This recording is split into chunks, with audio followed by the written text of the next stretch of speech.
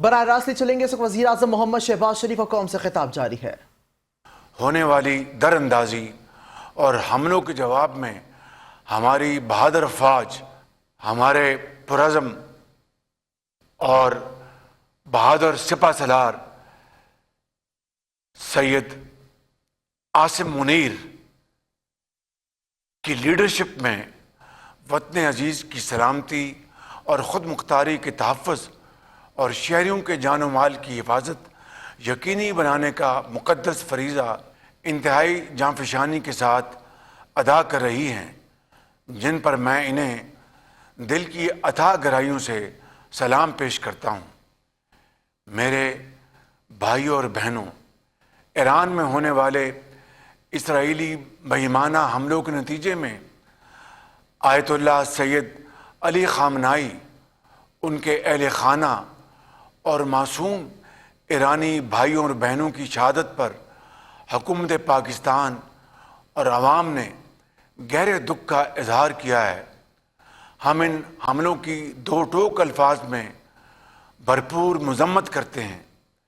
پاکستان اپنے برادر مسلم ممالک سعودی عرب، متحدہ عرب امارات، قطر، کویت، بحرین، اردن، لبنان، عمان، ترکیہ اور آذربائیجان پر ہونے والے حملوں کی بھی شدید الفاظ میں مذمت کرتا ہے اور جانی نقصان پر اظہار افسوس کرتا ہے۔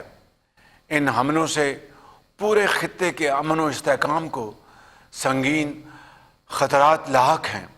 ان مشکل حالات میں میری ان برادر ممالک کے قائدین سے تفصیلی گفتگو ہوئی ہے اور میں نے آپ کی جانب سے ان ممالک کے عوام اور قیادت کو یہ پیغام دیا ہے کہ پاکستان اس آزمائشی گھڑی میں ان ممالک کے ساتھ شانہ بشانہ کھڑا ہے، اور یہ بات یاد رہے کہ ہم ان برادر ممالک کی سلامتی اور استحکام کو اپنی سلامتی اور استحکام کا حصہ سمجھتے ہیں۔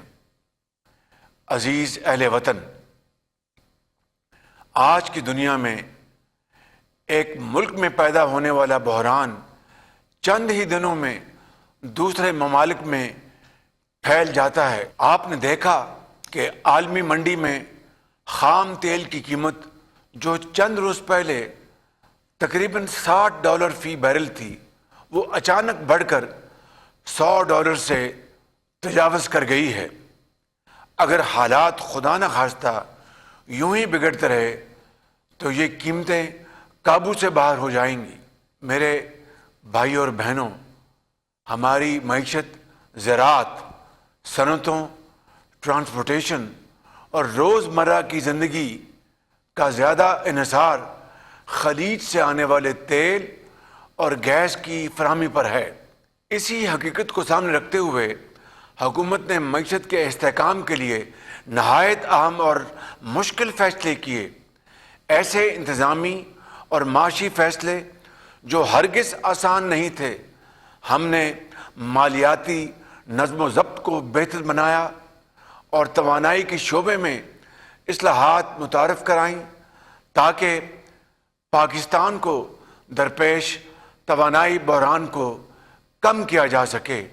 تاہم ہمیں یہ حقیقت بھی تسلیم کرنی ہوگی کہ عالمی منڈی میں تیل اور گیس کی قیمتوں کا تعین پاکستان کے اختیار میں نہیں ہے۔ جب دنیا میں کشیدگی بڑھتی ہے یا خطے میں جنگ جنم لیتی ہے تو اس کے منفی اثرات براہ راست توانائی کی قیمتوں پر پڑتے ہیں۔ اسی طرح کے مشکل حالات آج ایک مرتبہ پھر عالمی سطح پر پیدا ہو چکے ہیں، جس کے اثرات ہم پر بھی مرتب ہو رہے ہیں۔ لیکن میں آپ کو یقین دلانا چاہتا ہوں کہ آپ کی حکومت ہر ممکن کوشش کر رہی ہے کہ ان مشکل ترین عالمی حالات کے باوجود پاکستان کی معیشت کو مستحکم رکھا جائے، اللہ تعالیٰ کی مدد سے۔ میرے بزرگوں، بھائیوں اور بہنوں، حکومت کو حالیہ دنوں میں تیل کی قیمتوں میں جو اضافہ کرنا پڑا وہ بلا شبہ ایک انتہائی مشکل اور دل پر پتھر رکھ کر کیا جانے والا فیصلہ تھا، جس کی منظوری دیتے ہوئے میرے دل اور دماغ ایک کشمکش سے گزرے۔ دماغ کہتا تھا قیمت بڑھانے کے علاوہ کوئی راستہ نہیں، مگر دل کہتا تھا کہیں غریب نہ پھنس جائے۔ مجھے پٹرول اور ڈیزل کی قیمتوں میں موجودہ اضافے سے کہیں زیادہ اضافہ کرنے کی تجویز دی گئی۔ اس شدید مشکل میں سے ہم نے کوشش کر کے درمیانی راستہ نکالا تاکہ آپ پر بہت زیادہ بوجھ نہ پڑے۔ میرے بھائی اور بہنوں، آپ سب اس بات کے گواہ ہیں کہ گزشتہ برسوں میں پاکستان کو کس قدر مشکل معاشی حالات کا سامنا کرنا پڑا۔ ایک وقت ایسا بھی آیا جب پاکستان کو دیوالیہ ہونے کے خطرات کا سامنا تھا۔ ان مشکل ترین حالات میں ہم نے سیاسی فائدے کو پس پشت ڈال کر ریاست اور معیشت کے مفاد کو، آپ کے مفاد کو ترجیح دی، اور اللہ تعالیٰ کے فضل و کرم سے مشکل فیصلوں میں آپ نے ہمارا بھرپور ساتھ دیا اور صبر اور حوصلے کا بھرپور مظاہرہ کیا۔ اسی طرح مہنگائی کی شرح میں نمایاں کمی آئی، پالیسی ریٹ تقریباً نصف ہو چکا ہے، روپے کی قدر الحمدللہ مستحکم ہے، اور بجلی کی قیمتوں میں بھی بڑی محنت سے، بڑی ارک ریزی سے کمی لائی گئی ہے۔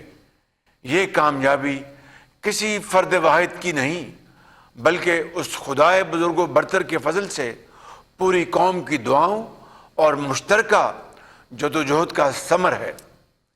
اس احساس ذمہ داری کے تحت میں آپ کو آج ایک مرتبہ پھر یقین دلاتا ہوں کہ ہم انشاءاللہ ہر ممکن کوشش کریں گے کہ آپ پر بوجھ کم سے کم ڈالا جائے۔ میں اس حقیقت سے بخوبی آگاہ ہوں کہ جب گھر کے بزرگوں کی دوائی کے لیے پیسے کم پڑ جائیں یا بچوں کی تعلیمی اخراجات کی فکر دل پر بوجھ بن جائے تو ایک باپ، ایک ماں اور بیٹے کے دل پر کیا گزرتی ہے۔ یہ وہ کرب ہے جو الفاظ میں بیان نہیں کیا جا سکتا۔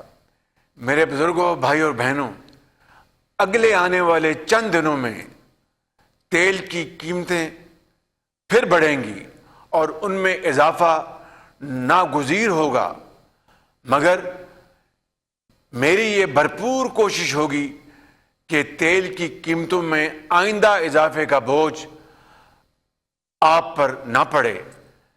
اس مقصد کے لیے دن رات مشاورت اور کاوشیں جاری ہیں، اور اللہ تعالیٰ کو اگر منظور ہوا تو میں انشاءاللہ آپ کو مایوس نہیں کروں گا۔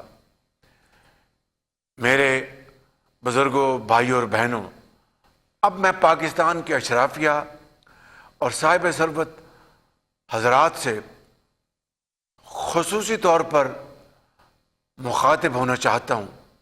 آپ جانتے ہیں کہ جب بھی قوموں پر کڑا وقت آتا ہے تو اس قوم کے صاحب حیثیت افراد جن کے دلوں میں خوف خدا ہوتا ہے، وہ سب سے پہلے آگے بڑھ کر دکھی انسانیت کا ہاتھ تھام لیتے ہیں، اور ہماری تاریخ اس بات کی گواہ ہے کہ ہمارے غریب، محنت کش مزدور اور وہ تمام لوگ جو دن رات پسینہ بہا کر رزق حلال کماتے ہیں، انہوں نے ہمیشہ وطن کے لیے آگے بڑھ کر قربانیاں دی ہیں۔ مگر آج وقت آ چکا ہے کہ اشرافیہ آگے بڑھے، صاحب حیثیت لوگ آگے بڑھیں اور وہ کردار ادا کریں جو ذمہ دار معاشرے کے صاحب حیثیت طبقے کو دل میں خوف خدا رکھتے ہوئے کرنا چاہیے۔ اس تناظر میں آج اجلاس منعقد ہوا جس میں وفاقی اور صوبائی حکومتوں کی جانب سے بچت، عوامی ریلیف، کفایت شعاری اور حکومتی معاملات میں سادگی اختیار کرنے کے لیے متفقہ طور پر بہت اہم فیصلے کیے گئے، جن کی تفصیل یوں ہے۔ نمبر 1، آئندہ 2 ماہ کے لیے سرکاری محکموں کی گاڑیوں کو ملنے والے تیل میں 50% فی الفور کٹوتی کی جا رہی ہے، مگر اس میں ایمبولینسز اور عوامی استعمال والی بسیں شامل نہیں ہیں۔ 2، آئندہ 2 ماہ کے لیے تمام سرکاری محکموں کی 60% گاڑیوں کو بند کیا جا رہا ہے تاکہ تیل کی بچت ہو۔ نمبر 3، آئندہ 2 ماہ کے لیے کابینہ کے ارکان، وزراء، مشیران اور معاونین خصوصی تنخواہ نہیں لیں گے۔ نمبر 4، ارکان پارلیمنٹ کی تنخواہوں میں سے 25% کٹوتی کی جا رہی ہے۔ نمبر 5، 20 گریڈ اور اس سے اوپر کے ایسے افسران جن کی تنخواہ 3 لاکھ سے زائد ہے، ان کی 2 دن کی تنخواہ کی کٹوتی کر کے عوامی ریلیف کے لیے، یعنی آپ کی ریلیف کے لیے استعمال کی جائے گی۔ نمبر 6، تمام سرکاری محکموں کے تنخواہوں کے علاوہ کیے جانے والے اخراجات میں 20% کمی کی جا رہی ہے۔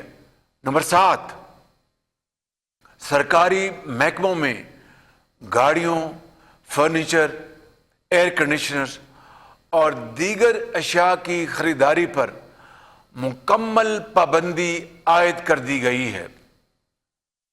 نمبر 8، وفاقی و صوبائی وزراء،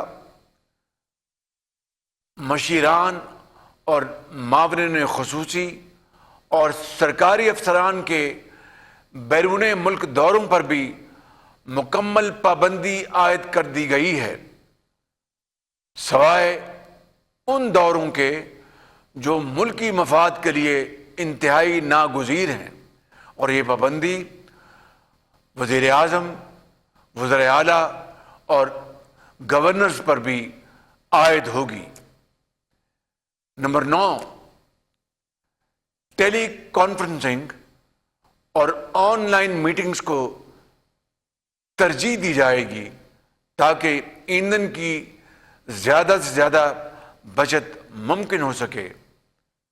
نمبر 10، سرکاری عشائیوں اور افطار پارٹیز پر بھی مکمل پابندی عائد کر دی گئی ہے۔ نمبر 11، سرکاری اخراجات میں کمی کے لیے سیمینارز اور کانفرنسز ہوٹلوں کی بجائے سرکاری جگہوں پر منعقد کیے جائیں گے۔ نمبر 12، ملک میں ایندھن اور توانائی کی بچت کے لیے سرکاری اور نجی شعبوں کے حوالے سے بھی اہم فیصلے کیے گئے ہیں۔ سرکاری اور نجی شعبے میں انتہائی ضروری سروسز کو چھوڑ کر، یعنی اسینشل سروسز کو چھوڑ کر، باقی تمام جگہوں پر 50% سٹاف گھر سے کام کرے گا، یعنی ورک فرام ہوم۔ نمبر 14، ہفتے میں صرف 4 دن دفاتر کھلیں گے۔ تیل کی بچت کے لیے ہفتے میں 1 اضافی چھٹی دی جا رہی ہے، مگر اس کا اطلاق بینکوں پر نہیں ہوگا۔ مزید صنعت، زراعت کے شعبوں پر بھی ورک فرام ہوم یعنی گھر سے کام کرنا اور ہفتے کی ایک اضافی چھٹی والے فیصلوں کا اطلاق نہیں ہوگا۔ مزید فوری طور پر تمام اسکولوں کو رواں ہفتے کے آخر سے 2 ہفتوں کی چھٹیاں دی جا رہی ہیں اور ہائر ایجوکیشن کے تمام اداروں میں فوری طور پر آن لائن کلاسوں کا آغاز کیا جا رہا ہے۔ یہاں پر میں مفاد پرست عناصر، ذخیرہ اندوزوں اور پٹرول اور ڈیزل کے ناجائز منافع خوروں کو خبردار کرنا چاہتا ہوں کہ اس صورتحال سے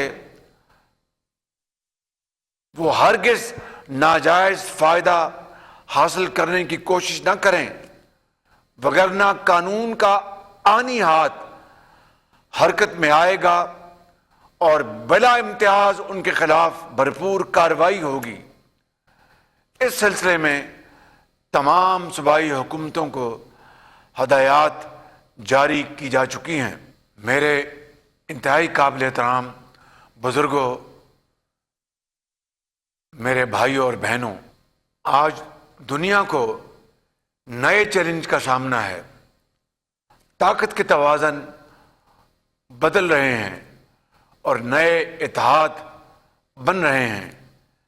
اس نازک ترین موڑ پر پاکستان کو ایک مرتبہ پھر سے اتحاد، اخوت، قومی یکجہتی اور احساس ذمہ داری کی جتنی ضرورت آج ہے شاید پہلے کبھی نہ تھی۔